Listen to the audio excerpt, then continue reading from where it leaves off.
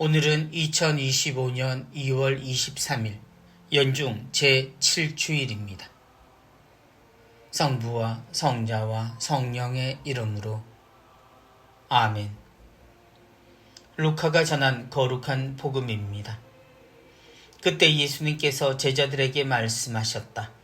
내 말을 듣고 있는 너희에게 내가 말한다. 너희는 원수를 사랑하여라. 너희를 미워하는 자들에게 잘해주고 너희를 저주하는 자들에게 축복하며 너희를 학대하는 자들을 위하여 기도하여라. 내 뺨을 때리는 자에게 다른 뺨을 내밀고 내 겉옷을 가져가는 자는 속옷도 가져가게 내버려 두어라.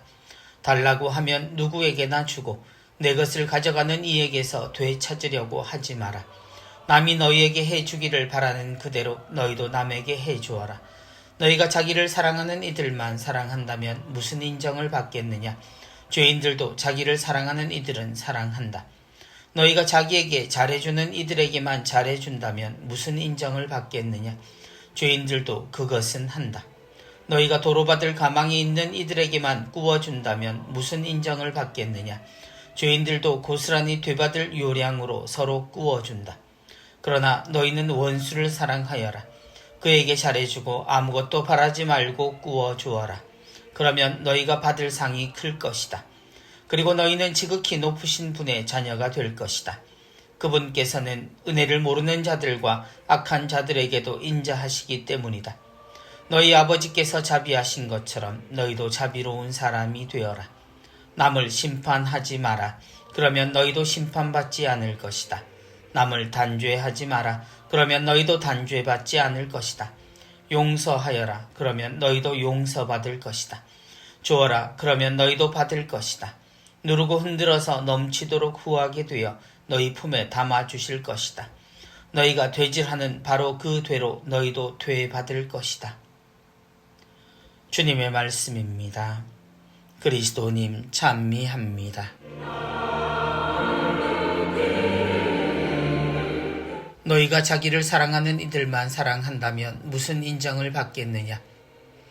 하느님을 믿는 이들을 나타내는 여러 표현 중 주님이 가르치신 내용으로 대표되는 표현이 원수를 사랑하라는 것입니다. 요즘은 이 표현을 사용하는 경우를 보기가 드물긴 합니다. 모두가 당연하게 생각해서가 아니라 어느새 주님이 바꾸어 주신 이 내용을 감추고 복수나 보복 또 안갚음을 당연한 듯 생각하고 실행하는 일들이 빈번하기 때문입니다. 그리스도인임에도 불구하고 이 가르침은 그저 복음에만 존재하는 옛 공식처럼 되어버린 듯합니다. 그러나 오늘 말씀의 시작이자 본 내용은 이 가르침을 그저 지나칠 수는 없습니다. 다른 모든 설명이 이 내용의 이유를 알려주고 있기 때문입니다. 남이 너희에게 해주기를 바라는 그대로 너희도 남에게 해주어라. 우리에게 오신 구세주 예수님은 이미 세상의 모습을 모두 아신 채 오셨습니다. 그래서 새로운 가르침이 아닌 실천해야 할 가르침의 모델이 되셨습니다. 예수님은 옛 가르침을 무너뜨리고 새로운 것을 세우신 적이 없습니다.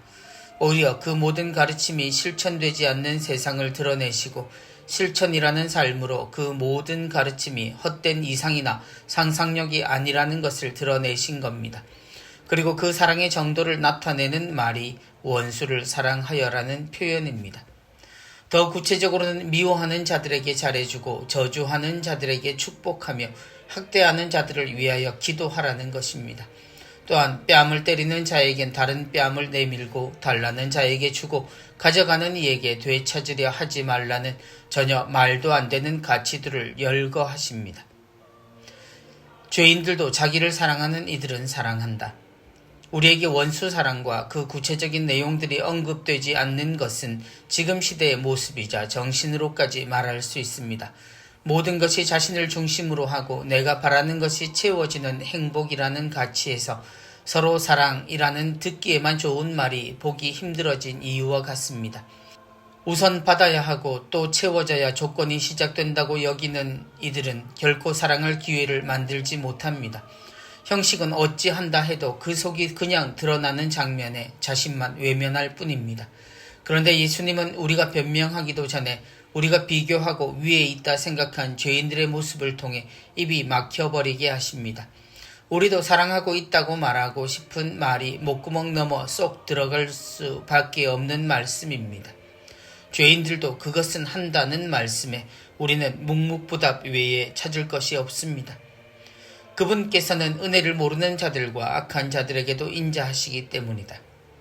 그리스도인은 기도를 잘하거나 봉헌으로 하나님의 은총을 받고 살아가는 사람들이 아닙니다.